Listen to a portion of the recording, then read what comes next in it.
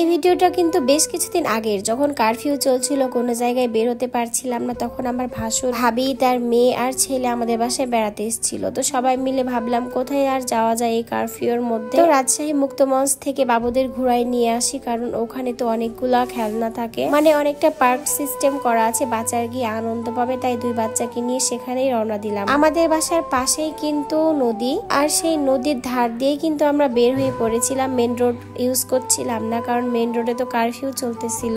কারফিউর জন্য কিন্তু প্রায় পুরো রাস্তায় ফাঁকা, আপনারা দেখতে পাচ্ছেন, না হলে এখানে লোকজনের সমাগম বেশ থাকে। এখানে তুবাপুরি তো খুব বেশি এক্সাইটেড, কারণ তাকে বলা হয়েছে এখানে পার্ক আছে, বিভিন্ন খেলনা আছে, তুমি খেলতে পারবা তোমার ইচ্ছা মতো করে।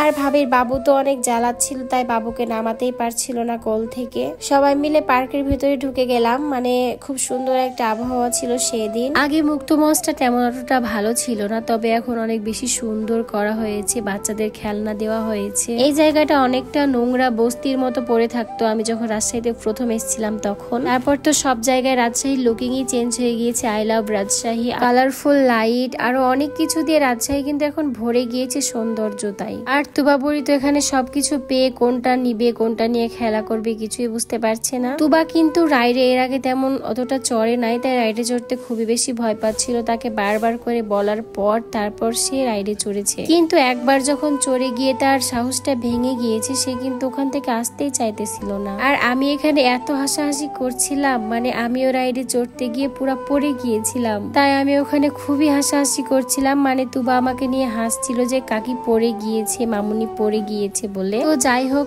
ওরা ছোট বাচ্চা, ওরা মজা পেয়েছে, খেলতে পেয়েছে, ভালো লাগা কাজ করেছে ওদের মধ্যে, এটাই আমাদের কাছে অনেক কিছু। তারপর তো কি করবে, এইটা চাপ দেওয়ার জন্য তো আরেকজন মানুষ লাগবে, তাই তার কাকুকে নিয়েই সে এটাতে খেলা করছিল। আমরা নোংর থেকে বের হয়ে একটু মুক্তমঞ্চের সাইডে চলে যাব, ওখানে আবার মেলা হচ্ছে। বাচ্চারা তো মেলা ভীষণই পছন্দ করে। তারপর ভাবলাম নদীর ধারে যাই, নদীর ধারে যেহেতু অনেক দিন থেকে যাওয়া হয় নাই। আগে কিন্তু নোংরের ভেতর দিয়ে মুক্তমঞ্চে যাওয়া যেত, আর এখন আর নোংরের ভিতর দিয়ে যাওয়া যায় না, তাই নোংর থেকে আমরা বের হয়ে গেলাম আর মুক্তমঞ্চের সাইড দিয়ে চলে আসলাম। এই মুক্তমঞ্চে মাঝে মাঝে এত সুন্দর সুন্দর অনুষ্ঠান হয়, আর এখানে একটা অন্ধ লোক গান গায়, আমার খুব ভালো লাগে। আর এই যে বাবলস, আমার যেটা খুবই পছন্দ, আর এটা তুবা নেওয়ার জন্য তো অনেক জেদ ধরেছে, সে তো একটা বাবলস নেবে না, দুইটা নিবে। আমার যেহেতু বাবলস খুব পছন্দ, আমি ভাবলাম যে আমাকে একটু দাও। ওরে আল্লাহ, প্রথমে দিল, তারপর তো সেটা আর নিবে না, সে আবার আরেকটা কিনে নিবে। মানে ছোট বাচ্চার যা জেদ, তারপর সে ফুলাতে পারতেছে, অনেক মজা পাচ্ছে আসলে। তারপর তো আরেকটা বায়না, সে শরবত খাবে এখানে। তারপর এখানে যে মেলা দিয়েছে,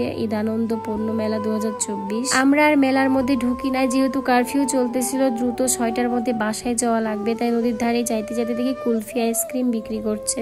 আমি যেখানে কুলফি আইসক্রিম দেখি, আমার এত ঠান্ডা লাগার পরেও আমি না ট্রাই করে থাকতেই পারি না, তাই মামাকে বললাম যে মামা আমাকে দ্রুত একটা কুলফি বানাই দেন। আমি কিন্তু তেমন অতটা আইসক্রিম পছন্দ করি না, তবে এই কুলফি, মালাই আর কোন আইসক্রিম, এই দুইটা আমার খুব ফেভারিট। আপনাদের কাছে কি সব আইসক্রিম ভালো লাগে? আমি কিন্তু চকবার এই সব কিছু খাইতে পারি না। আমি আর একা খাইয়ে কিভাবে হবে, সবাই মিলে কুলফি আইসক্রিম নিয়ে নিলাম আর নদীর পথে রওনা দিলাম। অলরেডি আমরা নদীর ধারে পৌঁছে গিয়েছি। নদীর পাড়ে এত ভালো লাগছিল, অনেক বাতাস ছিল সেদিন।